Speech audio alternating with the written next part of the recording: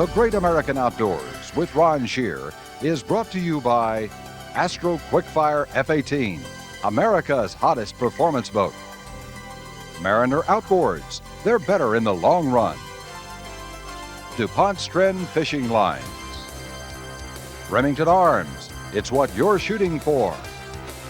And Daiwa USA. This week, the Great American Outdoors takes you to the Arctic Circle for moose and wolf tagging operations. Ron will be with members of the U.S. Department of Fish and Wildlife and the Bureau of Land Management as they locate the animals by helicopter, tranquilize them, and outfit the animals with special radio collars that allow the animals to be tracked and studied, providing information about their habitat and helping us understand them better. Stay with us for another exciting Great American Outdoors.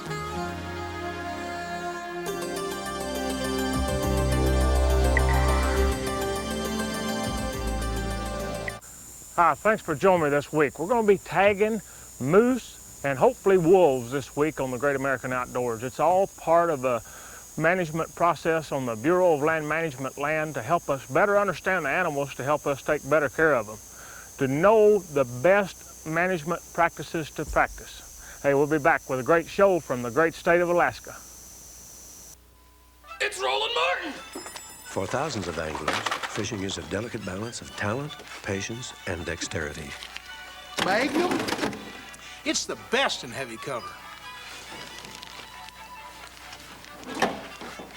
Still, they want the same line the pros rely on. Stren Fishing Lines, the choice of the pros. Most of the time, big game hunting often comes down to just one shot. I want to make sure it's my best shot, so I've started using something new. Remington's extended range rifle ammunition. It's computer designed for flatter trajectories, greater velocity, and maximum energy. So how does it perform? Let me tell you, I've tested Remington extended range ammo again and again. There's no doubt what I'll be hunting with. New Remington extended range.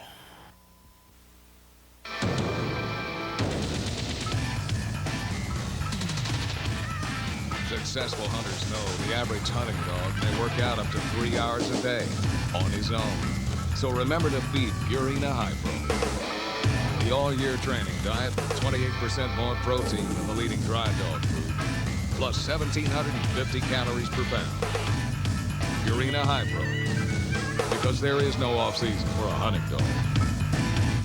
The Fishing Hotline, 1-900-370-FENS, a new service which allows you to find the best times to fish or hunt from now through the end of the year. Also updated local reports for different kinds of fish from nearby fishing holes, plus fishing and outdoor tips from pros like Orlando Wilson, Roland Martin, Tom Mann, the Bass Professor Doug Hannon, and Ron Scherer. The number is 1-900-370-FINS, and it's just 95 cents a minute. That's 1-900-370-FINS.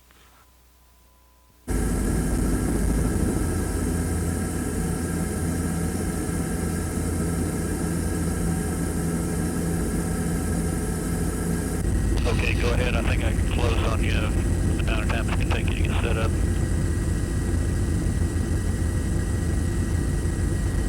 See down at Birch Creek drainage. Okay, I see the moose now. It's over about 3 o'clock below.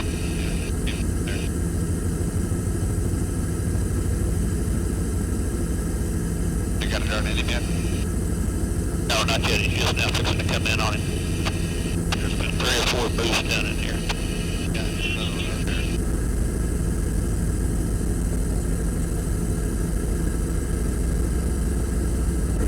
You must be trying to hide it in the snowbank.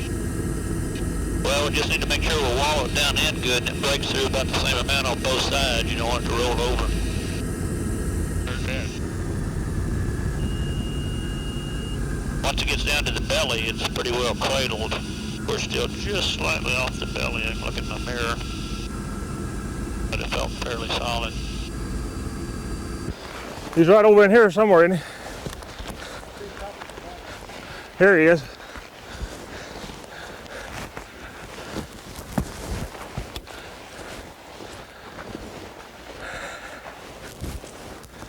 Hey, Dave, what an animal. Yeah, I wish we could move through the snow as easy as she can. Like a bull. Big old bull. Big old bull. Look at here, there's a good shot too. There's the dart right there. Excellent shot. Excellent shot. Well, I guess Oh, you got a good day for it. Well, it looks healthy. What all we want to do to the moose now, Dale? Well, we're primarily interested in putting the collar on this bull. We want to find out where he goes. Quite often in Alaska we find that the moose spend most of the year in different places from where they're actually hunted. We have very little access for hunting.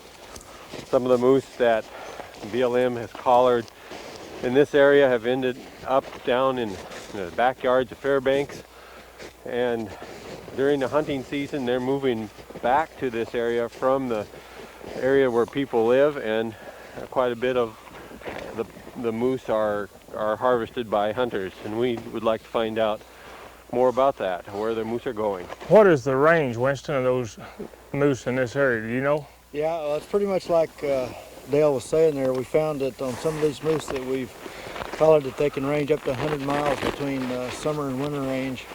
And that was part of what was going on, that we found out this information from this radio collar, is that censuses were done in the fall right after hunting season, and the moose that were counted in those censuses were actually hunted up to 60, 80 miles away on their way back from wherever their summer range was. Now, what was the percentage, though, of all the moose that are taken? What percentage of them are taken by hunters? I think, didn't Jim have some of those figures? Well, that could be up to 10% if it's similar to caribou, but you'll have to ask Dale about that. Well, it can be up to 10%, but typically around in interior Alaska we're harvesting more like 3, 4, 5%. With the hunters? By hunters, yeah. And, you know, the thing that we're doing this week is we're going to obviously radio collar a moose and try to radio collar a wolf if we can find one, wasn't it, Dave? To see if we can get exactly. Predication is the main thing. The wolves take out mostly the moose and the caribou calves is the main predator. While y'all get started, go ahead, Winston. Well, I was going to say, in the process here of looking for these moose and doing the darting that we're doing right now, it's not going to take us too long. We're going to find a wolf kill. All right. We're going to find a moose that the wolves have brought down here in the last day or two, and there should be some wolves on it, so we got a good opportunity to get a wolf or two in the process. All right, Dave, step up here with me and let's talk about this dart while they get started. This little guy looks pretty healthy here. Pretty good shape. It's much like the dart we was using the caribou. It goes in a gun that shoots it. It has a charge in it. When it hits, it injects on into the animal. It absolutely, all it does is a sedation drug, you know, an immobilization drug and a sedation drug where we can work with the animal. It'll be given an antidote and the animal will be perfectly fine. And I know you want to do something with this, Winston, other than have me stand around and hold it this close to you. Yeah, I don't want to get stuck. I had plenty of sleep last night. I don't need any more. That back in the tackle box. One thing that I find most interesting on this, Winston, is there's absolutely no way to get to those animals and get the radio collars on without the, you know, the helicopters and the dart guns, and the way you do it right now is the only way, obviously, to get it done at all, isn't it? That's true. Yeah, with the remoteness of these animals and some of the habitat they're in, I mean, we're probably about 20 miles from the nearest road here. It's darn near impossible to get in here and dart these things any other way. Now, Dale, you can age them by their teeth like caribou, pretty much, right? Just generally, to tell whether they're real young or real old by the wear on the teeth. This isn't obviously an adult moose by the size, and it has all its adult teeth, but you notice that they're very sharp yet, so it isn't very old. How old do you think this moose is? Oh, 4 or 5? 4 or 5 probably. By the time, like on they said for the caribou, by the time they're getting to be 10 years old, you have these teeth worn down quite far. How long does a moose generally live? Do we know that yet? In this area? Well, pretty much the same everywhere here in the interior. It's just like caribou. After they get about 10 years old, they start dying at a pretty high rate. They're more susceptible to predation. 4, 5, 6-year-old moose survive very well. This is a prime moose. He's in his prime right now. Yeah, it's not that they're immune to predation, but they're just the age class that's not preyed on very much. They're real young, and then the ones that are a little bit older than this are... This is probably the king of the woods, more than likely, in this valley right here. Are those, you know, the rest, we saw some cows running here with him, did we not? Yes, we did. Dave, I know a lot of this tagging that we're involved in while we're in Alaska this time is on the BLM land through your office here in Alaska, but there's many programs that take place on the BLM land other than just the tagging as far as wildlife management. You want to explain some more of those to us? Sure, Ron. BLM is a multiple use agency. That means on a lot of the lands that we take care of here, wildlife is very important, and that's a part of what we're involved in here today, to get some information. Other activities that take place include recreation. In some areas of BLM where it's appropriate, we've got mining claims where the placer miners work in Alaska. We've got other activities out here where we work with natives. We're transferring land to native Alaskans up here. We provide some easement marking across some of that. We provide some management and oversight for the Trans-Alaska Pipeline System, and we have geologists that work in the North Slope and around the state and oil and gas leasing and some of those sorts of programs. So it's a tremendous mix of resources that are found on public lands, and it's just a variety. We try to cover the gamut from A to Z on it. And trying to make them all to work together. Work together, where we make sure that what we're doing in one spot that the needs of wildlife are taken care of, taken into account, before you allow other activities that might harm them. Here's the BLM land in Alaska. It is open for hunting and fishing? Absolutely, you bet. All public lands. I mean, all you need is just a regular license to come up here. You make sure you get your proper license so that you're legal to do it, but yeah, you bet. Now you go out and find an acre of BLM land if you want to go hunt some caribou or a beautiful moose like this here, or some ptarmigan or grizzly bear, whatever, you come on up and do it. It's open for hunting. Well, he's breathing a lot better now, and he's about to get up. Obviously, we had to get away from him, because when an animal that's that big decides to take off, he's going to go. He's up and he's out of here. Okay, I'm wearing a new collar. Well, he's up and out of here. Let's go see if we can't find one of those wolves. That'll be fun. Let's try it.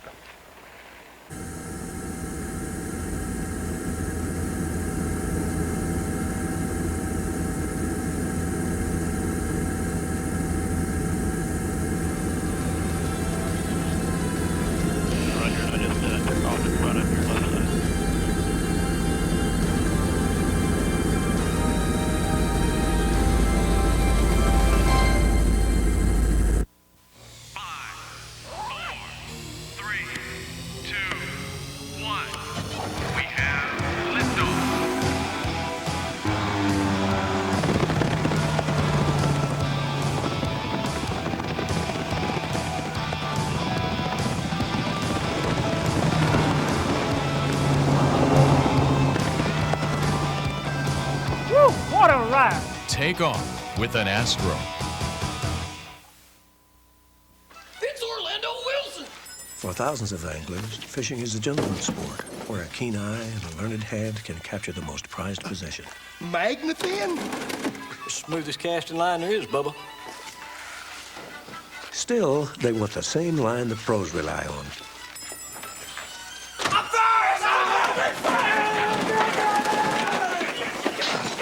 Stren Fishing Lines, the choice of the pros. Hey, there's a box! At the Mariner test facilities, we run our outboards day and night for weeks at a time, right up to the breaking point. How's the endurance test going? Seems to be running pretty strong! At Mariner, we don't just test our outboards, we test the limits. For the Mariner dealer near you, call 1-800-526-6645.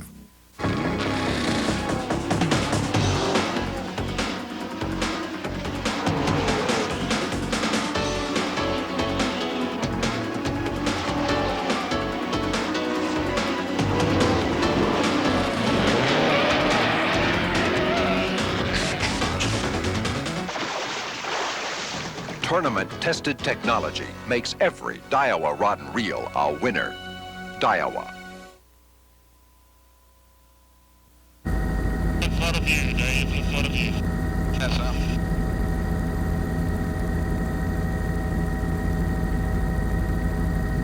Those are wolf tracks we see down there every now and then, are they not? I would think so. I would think them wolves would be traveling on ridge lines and moving drainage.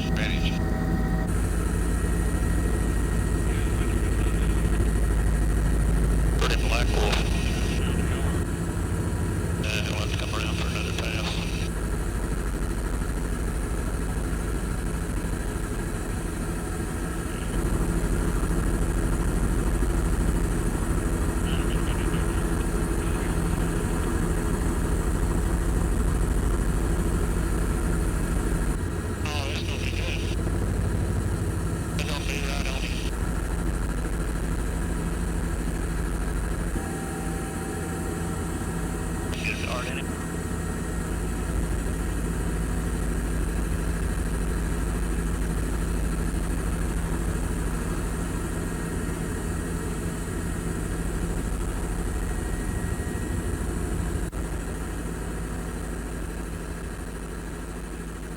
How much does this animal weigh, do you know?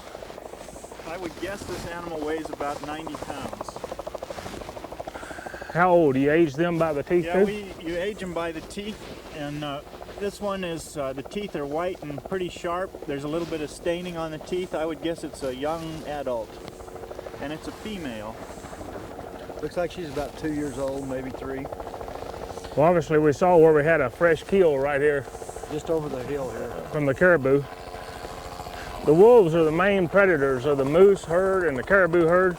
And I know, Winston, one thing you were telling me you were studying was whether or not the animals could survive the wolves. If you try to keep it in balance, you know, it's a helicopter close. It's kind of a misconception that nature will balance itself out. Sometimes that's not all true, is it?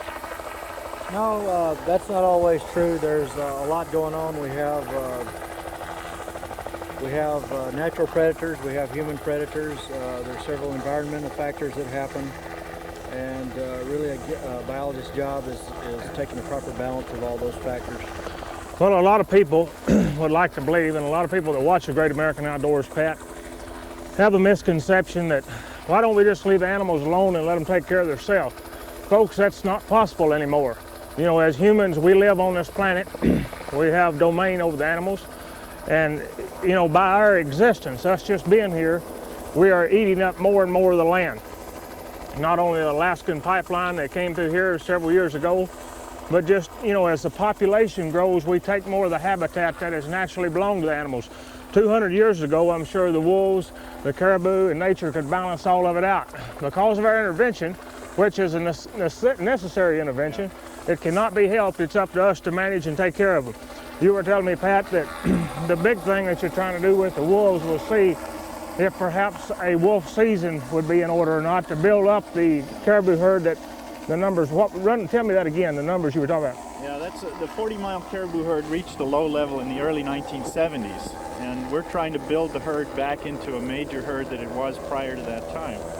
Wolves are the major predator of caribou. They take about 25% of the calves and about 10% of the adults each year. And in some years, the caribou population cannot grow with the level of wolf and bear predation that it has. And in some cases, we temporarily reduce wolf populations to allow the caribou to increase to higher levels. And within a year or two, the wolf population is back up to normal levels again. Well, it's been said before, and I've read it several times, that a pack of wolves is probably nature's most proficient killing machine. Yeah. You know, when they get on the trail, you could see the herd of caribou that was on this ridge, and you see the tracks where the wolves were tracking the caribou. And, you know, in wide open country, you wouldn't think, you know, that a wolf with short legs could outrun a caribou with long legs. You know, I mean, it just doesn't make any sense, but they certainly can. Well, let's go on and doctor this boy up, and we're going to put a radio collar on him, Winston? That's right. Turn him loose. I got one more thing to add here, too. Okay. One reason that we're working on these animals and putting the collars on the wolves is to find their critical habitat areas, their dens, the areas they hunt in, and find out how many packs we have and how they interact with each other. Although this country here looks very desolate, there has been a lot of mineral exploration going on in the last few years. And part of the reason that we're gathering this information is that so that we can properly manage that exploration to make it compatible with wildlife and wildlife management. Well, Dave, we have several joint agencies involved on this, and when you called me to, you know, asked if I'd want to participate in this, of course I was excited, and you know, and there was a lot of just millions of miles of logistics to get it right. But you have the Fish and Game, the Bureau of Land Management, anyone else? I think most agencies and a lot of the biological work cooperate generally pretty well together. The information that comes from any particular project is going to be certainly of interest to biologists of another agency, whether it's the Park Service or U.S. Fish and Wildlife Service, and certainly for Alaska Fish and Game and BLM, and others that are responsible for taking care of a lot of this great country and for the animal resources here. Winston, once the collar is put on, you use an airplane. Tell me about how you track them. Okay, what we use, Ron, is we primarily use a Piper Super Cub for the tracking. We mount one antenna on each wing strut. We go out, we fly around, we pick up the radio signal from the animal, then we switch back and forth between the antennas and pick up the discrepancy in signal strength between the two, which gives us a direction basically. And you can track right to the animal. Yeah, these callers, especially in this open country here, can be heard up to 30 miles away. Depends on the altitude. And the collars are good for a minimum of 5 years? Yeah, it depends on the size of the collar and the strength of the batteries in it, but in a lot of cases they last up to 5 years. There you go. How long will it take it now to take effect? I would guess it will take about 5 minutes. Beautiful animal. Pat, you were making an interesting comment there today. I want to be sure to tell our viewers about the drugs that's being used. Yeah, Ron, these drugs were developed over a period of years for different kinds of purposes. One of the purposes was heart surgery. And although the drug we use on caribou and we used on the wolf today is not exactly the same as the one that's used in heart surgery, it's a relative. And one of the things that doctors discovered was people who were having heart surgery done were vaguely aware of what was being done on them. They'd come out of the operation aware and remembering that they were being worked on and cut open, and so they developed some additional tranquilizers to use in conjunction with these drugs, and that's what we do on the wolves as well. The tranquilizer calms the animal down and deadens the awareness, and the immobilizer puts the animal down and immobilizes it quickly so that we can get to it fast. Hurry! Hey, it's Bill Vance. Oh, you want some flossy fishing line? Keeps fish teeth strong and healthy. And some real fin. Keeps bass fit and trim. 5 spools of Strin Super Tough, please. Super Tough? Yep, going for a trophy. I know you. Strin Fishing Lines, the choice of the pros. Hey, Matei! What about Matei?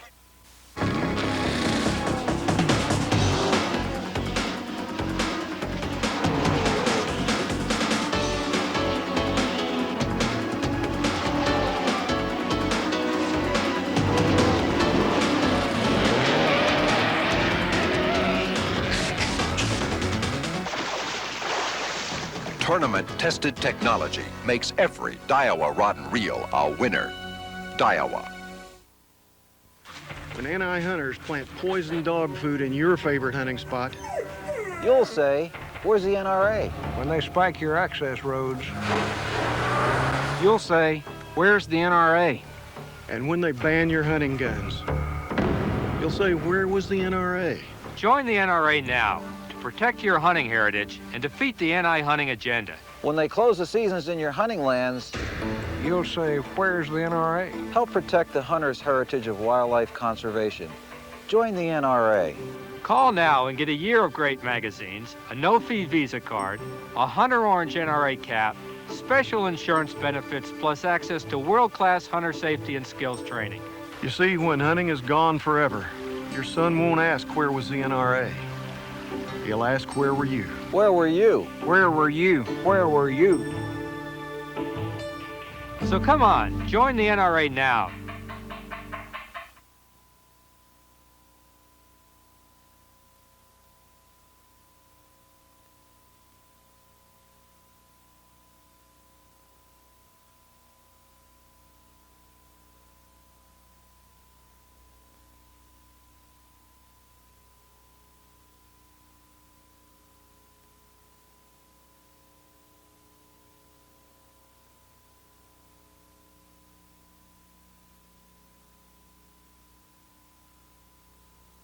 Hi folks, this is Ron Shear. Wouldn't it be great to just pick up the phone and instantly know the best time and place to fish? Hey, it's not a dream. It's the Keystone Beer Fishing Hotline. Call them, 1-900-407-FISH. Find out today. As you can see, the wolf's okay. The information gathered from this wolf darting program will be used for many years to come. And unlike our ancestors that didn't have all the conveniences to do it, such as the helicopters and the drugs and everything we're using, this information will become real information. By that I mean it will be able to be used to correctly manage everything. You know, all the agencies working together, the sportsman's helping paying for it. A great project. Remember, we'll see you next week right here on the Great American Outdoors. We like to do them like you like to watch them. We'll see you then. Take care. We got to get back in this helicopter.